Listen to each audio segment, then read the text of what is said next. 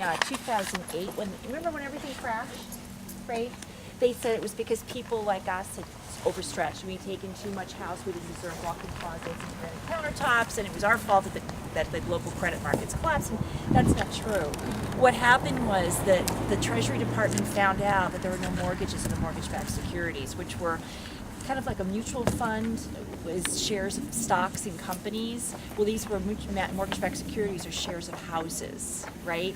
And you're supposed to be mortgages in the mortgage-backed securities, and they never went in.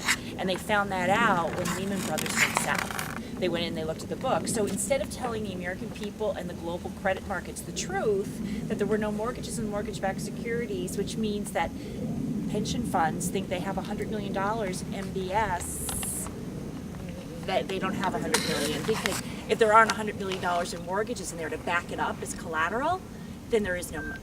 So there's no there. So what they did was they covered it up. And so that's what this is. That's why it's big government and big business, because that's why government's not helping us. That's why Congress, that's why the White House, the Treasury Department, all of them are covering for their pals, right?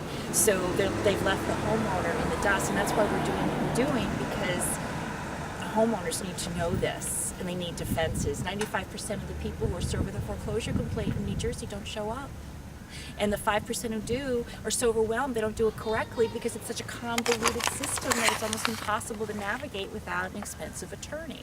So it's really, really tough. So that's why you're in the fight and you're in it, and shown that you showed up in court and your mom showed up in court. So that is why the courts will eventually probably give you relief, because you were there all along.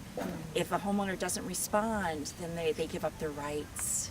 So that's what really we're about, educating people about their rights, what went wrong, and how you can stand up for your rights and fight these unlawful foreclosures, because that's what they are.